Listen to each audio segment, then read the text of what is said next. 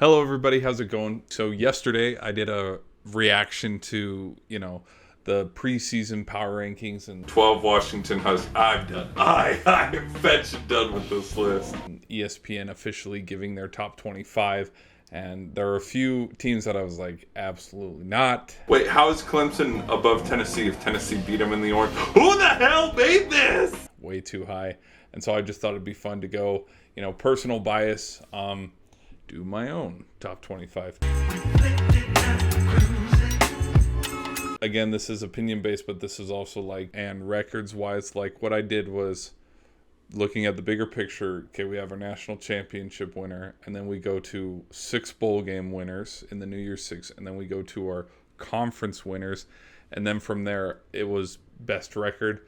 But then also looking at okay, this team overall, is a little bit better than that team. So let's just jump right into the list. But then here's also the fun thing too is after the very first week of college football, half of these teams could lose and totally just be wiped out of the list altogether. All right, so at 25, Iowa. 24, I have Boise State. 23, Pittsburgh. Number 22, I put Ohio. 21, Mississippi State. 20, I put Oregon State. 19, Florida State. 18, I put LSU. 17, I put the Roadrunners. I think they had a pretty decent record, and there should be a lot more respect, even though they are a smaller conference, smaller program.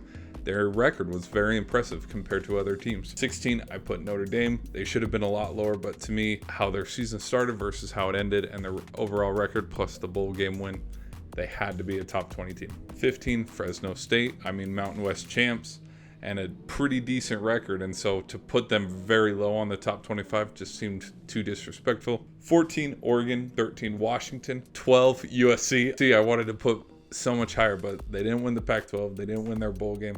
All they had to show for was a decent regular season and a Heisman winner. 11, Kansas State. Kansas State should have been a lot higher because they won the Big 12.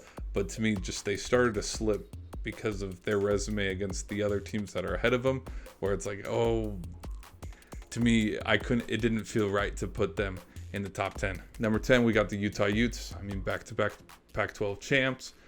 They did lose the Rose Bowl, which was the reason why they weren't a top 5 team for me personally, but I thought having them at least sitting at the brink of 10, perfect. Number 9 is Clemson. They've had a huge bounce back season, and if it wasn't for an upset late in the season against South Carolina, they're ACC champs, and also they lost a pretty bonehead bowl game on some crucial missed field goals and missed opportunities in the Orange Bowl, and so I had it safe to say put them at 9. I thought Tulane, as low as they were in the college football playoff rankings, is a total slap in the face, not because they're the second coming of Cincinnati and they can win against every single team that you put on the field, but they won their conference respectfully, and then they went and they beat USC in the Cotton Bowl, so they're a New Year's Six champ.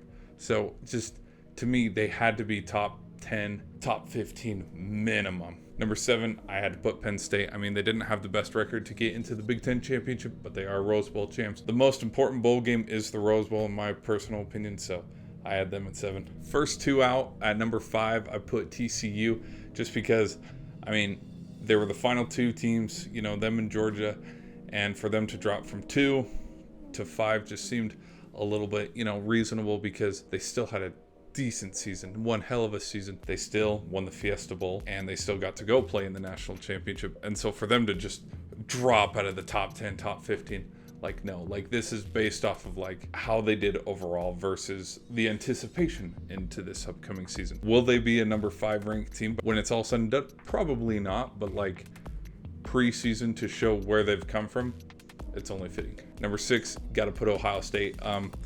They're this high because of their record overall. Still a decent record. CJ Stroud was totally fine, but their 2 blemishes were they lost to Michigan, so they didn't get to play in the Big Ten championship game. And also they lost the Peach Bowl on a missed field goal. And so instead of putting them up at 2 or 3, you got to slide them down a little bit. But they're not worse than Penn State. They're not worse than USC, Utah, Clemson, all those other teams, Tulane. They're still a top contender. And so they just snugged right there at number 6. Number 4, Tennessee. They didn't get to go to the SEC championship game, but on their resume, they still beat Bama. Orange Bowl champs beating Clemson, and so they had to be much higher than Clemson, and they had a really good record. So I had them at 4. Number 3 was Alabama, Sugar Bowl champs. Ended the year off right. Number 2, Michigan. Yes, they lost the Fiesta Bowl, but they were also Big Ten champs, and they had the second best record to number 1, Georgia Bulldogs. Nothing much to say. Back-to-back champs, 15-0, so they're number 1 for me. So thanks for watching the video, tuning in. I'll try to catch you all in the next video. See you later.